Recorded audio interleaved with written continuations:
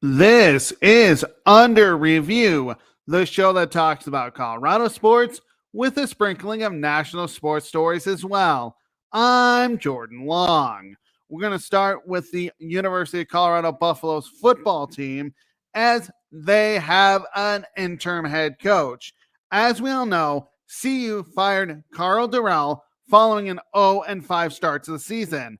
Now, this had to happen because Durrell was 8-15 overall with the University of Colorado. His firing was no surprise. The move needed to happen. Durrell never got the results at CU. Heading into the game this past Saturday, Mike Sanford was the interim head coach, or at least he was announced as the interim head coach for the rest of the season. Now, Sanford served as the offensive coordinator and quarterbacks coach under Carl Durrell. CU also didn't want a winless season. In their history, up until now, they have never had a season where they didn't win a game. The closest they have come in recent memory was 2012 when John Embry was the head coach. They won one game that season. That has also happened 4 other times where they won one game in a season: 1915, 1916, 1980, and 1984. Now, looking at last week's football game, the Colorado Buffaloes faced the California Golden Bears, also known as Cal. Now, I expected CU to play better. Of course, it helped that they played at home in Boulder, Colorado at Folsom Field. The players, of course, want to perform well for the new interim head coach. To be honest, it looked like a different football team. They looked inspired to take the field. In the first half, the defense didn't allow any points. In fact, they were ahead for the first time at halftime by a score 3-0. The game closest to this one was the first game of the season against TCU. Now, that was only 7-6, and the Buffs trailed. So the fact of the matter is they had a lead in this game against TCU. For whatever reason, their halftime adjustments by the University of Colorado did not work, and they ended up allowing 31 points in the second half while only scoring 7. It just showed how bad the halftime adjustments that Carl Durrell made were, and especially his staff. Mike Sanford, on the other hand, didn't. He was actually a pretty good halftime adjuster if you look at the game in total. Now, flipping back to last week with Mike Sanford as the interim head coach, CU stayed with Cal. It was one of those defensive battles. Personally, I need points, but both teams actually played pretty good defensively. CU allowed 13 points while scoring 10 in the second half. This game went into overtime. So you look at it, it was 13-13. CU allowed 13 points, and they scored 10 on offense. Not bad. So it went into overtime. The thing about overtime is you never know how that will play out. Remember, each team starts from the 25-yard line, 25 yards from the end zone. CU lost the coin toss and had to play offense first. Well, they scored a touchdown, which only took 3 plays. So they were up 20-13. All they had to do was stop Cal from scoring on defense. Cal had a chance to respond. Now, Cal just needed a touchdown to keep the game going, especially if they got the extra point. They could have gone for 2 if they scored and ended the game there, or a stop by CU on the 2-point conversion. Then the game would be over. But hey, if you stop them on 4 plays, that is if it's a 4th down, not on 4 plays. If it's a 4th down and you stop them, that is CU stops Cal, then the game is over. On the first play, it was an incomplete pass by Cal, but CU committed a pass interference, which moved the ball to the 10-yard line, which was also a first down. First play from the 10, incomplete. Then Cal was forced 5 yards back because of a false start. Second down from the 15, incomplete pass. Third down was completed to the 11, so you really had one more play to extend this game, or at least try to extend the game, and that was incomplete. CU won 20-13. CU will not go winless. That's the great thing. If you look at it, the change to Sanford was needed. Offensively, CU totaled 328 yards while permitting 297.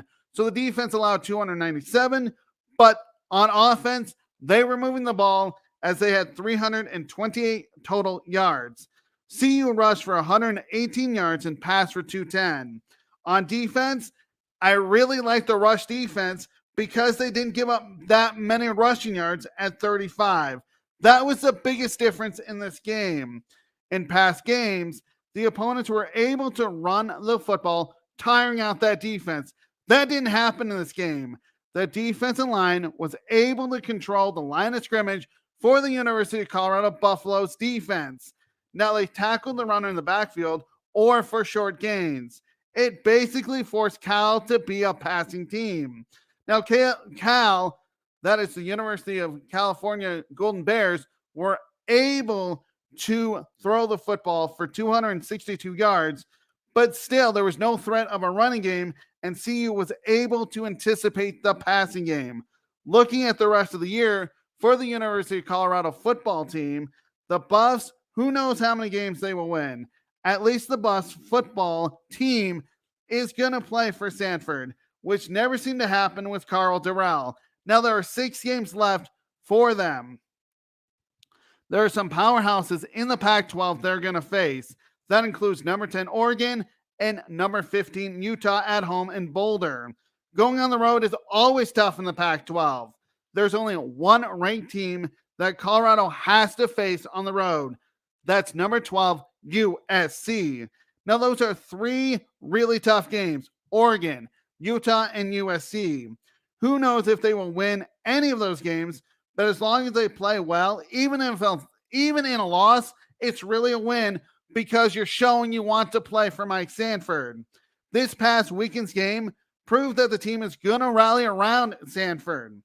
They're going to play improved football, and that's what we want to see. Even if they don't have any more wins, they will play better under Sanford. For Sanford, he knows that this is his chance to land the permanent job as the University of Colorado Buffaloes football head coach. It could be his job to lose. It all depends on how well the teams play. That is, the Colorado University's football team plays under him for the next 6 games. At least the Buffs can enjoy this win. They will not go winless. So it's great to see a once proud franchise, or I should say school. I know they're on a downward spiral, but at least they got the win. We're going to move on to the Denver Nuggets. The NBA season has started, so let's turn our attention to the Denver Nuggets. Looking at last year, it was a pretty impressive year for them. The Nuggets went 48 wins and 34 losses, 6th in the Western Conference. I know that doesn't sound so great, but it was. The Nuggets played all but 9 games without Michael Porter Jr. In those 9 games that Porter Jr. actually played, he averaged 9.9 points per game. There was just something about his game that really didn't look right to me. Well, it turned out that he needed back surgery. Of course, the Nuggets didn't have their point guard and maybe their leader on offense, besides Nicole Jokic, Jamal Murray, who was out recovering from an ACL tear. Those are the Nuggets' 2 best players besides Nicole Jokic, Michael Porter Jr. and Jamal Murray. With those 2 players out, it looked like the Nuggets will still make the playoffs last year.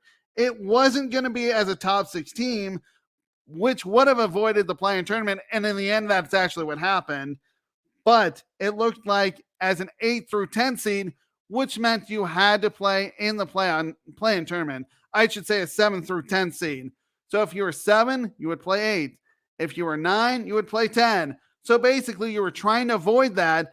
You want a top 6 seed, I should say, so you avoid the play-in tournament. If you're 7th, you're in the play-in tournament. 8th, 9th, and 10th. You don't want that. You want to be the 6th seed.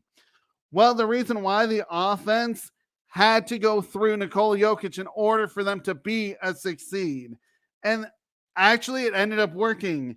The Nuggets exceeded that and ended up as the 6th seed. They weren't the 7th, 8th, 9th, or 10th, so they avoided the play-in tournament. Nicole Jokic was the MVP for the 2nd year in a row, averaging a career-high 27.1 points per game. He also grabbed 13.8 rebounds and dished out 7.9 assists per game. So a double per game, 27.1 points per game, 13.8 rebounds per game, and 7.9 assists per game. Jokic led the league in double-doubles with 66 and triple-doubles at 19. It just showed how valuable Jokic was to the team. Now the Nuggets were ultimately knocked out of the playoffs by the Golden State Warriors in 5 games. Now, the Warriors actually had a smart game plan, and that was to allow someone other than Jokic to beat them. The Nuggets didn't have an answer and lost the series. Looking at this season, the Nuggets made some moves in the offseason. Denver agreed to a 1-year deal with center DeAndre Jordan. I'm glad I didn't say DeAndre Ayton like our PA announcer in Denver. It's DeAndre Jordan. This was a very smart move. This was a very smart move for the Denver Nuggets. Denver didn't have a center last year behind Jokic. I know they tried DeMarcus Cousins, but let's face it, DeMarcus Cousins isn't the player that Jokic is. Denver let Cousins go just because it wasn't a great fit. Jordan is a veteran of the NBA, entering his 16th NBA season. Besides his NBA experience in the regular season, he has played 60 postseason games, and Jordan brings size too. It seemed like anytime the Nuggets went to the second team, Denver had to play small ball. With Jordan, that will not happen. He is 6 foot 11 inches tall, and he will be able to block and rebound inside when Jokic needs a rest. At least Denver won't have to play that small, I should say, on the second team. So you're looking at not as much small ball with the second team. The Nuggets also made a trade in the offseason that they hope will improve the offense. They dealt Monte Morris and Will Barton to Washington. Denver received Kentavious Caldwell-Pope and Ish Smith. Monte Morris was the backup point guard to Jamal Murray last year. He even started 74 games for the Denver Nuggets last year. Denver knew Monte Morris was the odd man out. Murray, as long as he is healthy, will be the starting point guard. Bones Highland, who's in his second year, is going to be the backup. Basically, it put Monte Morris as the odd man out, and he wasn't going to get that much playing time, so it was time to let him go. Will Barton could be a good shooter, and he bugged me sometimes because he would keep shooting even if he was off. That is Will Barton. He would try to nail 3-pointers. Barton could shoot the Nuggets into a game and out of a game with his 3-point shots. So both of these players went to Washington. The Nuggets got Kentavious Caldwell-Pope and Ish Smith. Pope is going to be the starting shooting guard. He's in his 11th NBA season. He has experience with 683 games played while starting 541 of those contests. Last year with Washington, Pope averaged 13.2 points and 3.4 rebounds per game.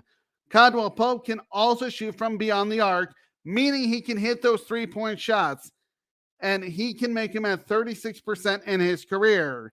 Denver hopes he's the answer to make this offense more dangerous with Murray, Jokic, and Porter Jr. Ish Smith gives the Nuggets more depth at the point guard position. That's basically all what Ish Smith will do. So the Nuggets at least have 2 backup point guards for Jamal Murray and Ish Smith and Bones Highland. Looking at this year, I should say, Denver knows they should be able to score. When healthy, Nicole Jokic, Michael Porter Jr., Jamal Murray, Aaron Gordon, and Kentavious Caldwell-Pope will put up points. That should improve from last year when they averaged 112.7 points per game, 10th in the NBA. Defensively, though, that's where they need to be better.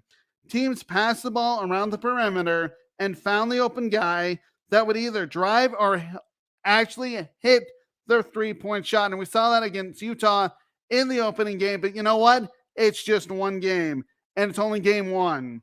The Nuggets sometimes didn't look like they cared to play defense. They gave up 110.4 points per game, 14th in the NBA. Also, when they rebounded, they have to grab the ball. When they have a chance at a rebound this year, grab the ball. Last year, There were times on both sides of the floor, we're talking offense and defense, when the opponents were able to out-rebound them. If Denver can box out on offense, so if you can box out on offense and grab those boards, that gives them second chance points on offense, at least a chance to do that. Of course, on defense, those rebounds can lead to fast breaks. I would like to see them play better defensively.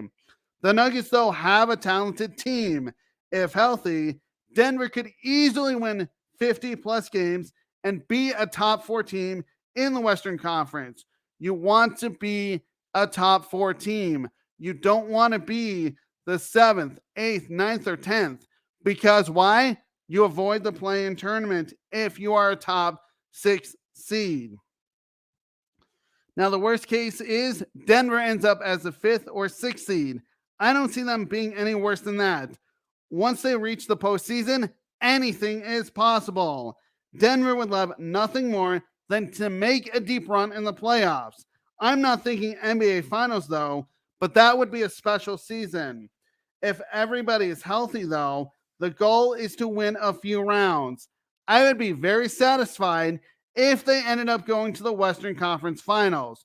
That, to me, is a great season. Special season, you win the NBA Finals. Hopefully, it's one season to remember for the Denver Nuggets. But we will have to wait and see. I know they didn't play well in Utah, but hey, it's game 1 on the road. Hopefully, they will turn it around. It's only one game, so don't panic, Nuggets fans. On to my NFL picks of the week. Last week, I went 3-2, and overall, I am 9-11. We're going to start with the Atlanta Falcons versus the Cincinnati Bengals. The Bengals are a 6.5-point favorite. The Falcons' offense can be dangerous. Here is why. Their quarterback, Marcus Mariota, is a running quarterback who can also throw the football. He looks for Drake London and tight end Kyle Pitts, among others. So very versatile that he can run and he can throw the football. You can't blitz Marcus Mariota because he will take off with the football and run for first downs with his legs. Those are large gains, especially if he runs with it. The Bengals defense must keep Marcus Mariota in the pocket. Can't let him go outside of it. For the Bengals, though, they must run the football with Joe Mixon, which will open up the passing game for Joe Burrow. Now, Joe Burrow can toss the football to Jamar Chase and T. Higgins and Tyler Boyd. Burrow has to be smart with the football. Can't force it into coverage. The pick, though, is the Cincinnati Bengals. The Green Bay Packers versus the Washington Commanders. The Packers are a 4.5-point favorite. Aaron Rodgers is one of the best quarterbacks in this league. He reads the defense to not only change the play, but to find his open receiver. That's what makes Aaron Rodgers so tough to play against, is the fact that he can read the defenses and change the play. Washington needs to play tight coverage on these wide receivers. If a wide receiver gets behind the defensive backs, those could go for large gains. The Washington defense is one of the better defenses that Rodgers will see this year. They will blitz him, but Washington has to sack Aaron Rodgers. If they don't, Rodgers will get out of the pocket and out of a sack and find an open receiver. For the Washington defense, bring pressure on Aaron Rodgers. That will make it tough for him to throw the football. If Rodgers has any kind of time, he will find his open receiver. For the Washington offense, their quarterback will be Tyler Heineke as their starting quarterback. He needs to play mistake-free football. If you have any turnovers by that Washington offense, that gives Aaron Rodgers and the Packers offense more chances to score. In the end, though, the Packers roll to a victory. The Tennessee Titans hosting the Indianapolis Colts. Now, the Titans are a 2.5-point favorite. The Colts offense starts with quarterback Matt Ryan. He has a quick release to find his open receivers. The problem has been his offensive line. They need to give him time to throw the football. If not, those are going to be sacks or incompletions or interceptions. The Titans defense, in order to be successful this week, blitz Matt Ryan. If you do, then you have a chance for turnovers or sacks, which could change the course of the game. For the Titans offense, though, the game plan is so easy if you're the Tennessee Titans. Run the football with Derrick Henry. Use him, and that offensive line needs to create holes. So that is the key, is to get the running game going for the Tennessee Titans and have that offensive line blocked for Derrick Henry. As for Ryan Tannehill, play mistake-free football. You cannot have turnovers. If you do, that will give the Colts offense great field position, and basically Matt Ryan can score more points. You don't want that. This game comes down to turnovers. Whichever quarterback can play mistake-free football will win, and that will be the Tennessee Titans. The Seattle Seahawks versus the LA Chargers. The Chargers are 5.5-point favorites. Seattle is a tough team to play because of Geno Smith, their quarterback, who can run with the football and throw it. When he has time, he has receivers he can trust in DK Metcalf and Tyler Lockett. Those are his go-to receivers. When those two catch it, those can go for large gains, especially with their speed. The Chargers must cover them. If not, the Seahawks will pick them apart. That is their defense. The Seattle Seahawks will pick that Chargers defense apart.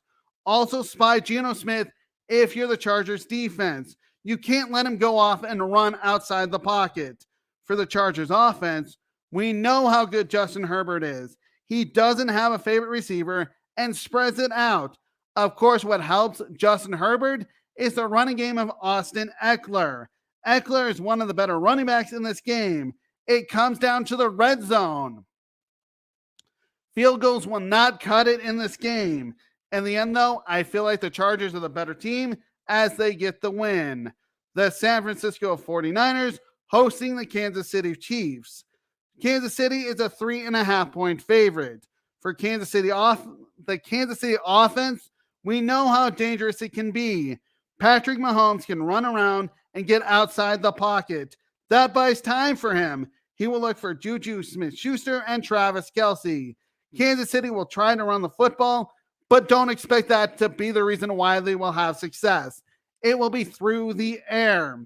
Now, if you are the 49ers, you have to stop Patrick Mahomes. Take him down if you can, and don't allow him time to throw the football. Looking at the 49ers, the key for them is to control the clock. Run the football. I know they can have success with throwing the ball through the air with Jimmy Garoppolo, but run the football. If you have success on the ground, that means Patrick Mahomes is on the sideline and he cannot hurt you. The offense of Kansas City can't hurt you if they're just standing out on the sideline. For the 49ers, though, if you drive into the red zone, score touchdowns. Field goals will do you no good. Kansas City is the more dangerous offense as they get the win. My picks again: Falcons versus Bengals, Cincinnati Bengals. Packers versus the Washington Commanders, the Green Bay Packers. Colts versus Titans, give me the Tennessee Titans. Seahawks versus Chargers, give me the Chargers. Kansas City versus San Francisco, Kansas City.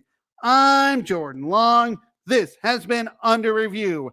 Read my blog that I write Mondays through Thursdays with podcasts on Fridays at sports-scoop.com. So again, read my blog that I write Mondays through Fridays with podcasts on Fridays. I should say that the podcast is on Friday at sports-scoop.com. Check out all the shows we have on the Sideline Sports Network and subscribe to our YouTube channel so you don't miss any of them. We have shows every single day. This has been a Sideline Sports production.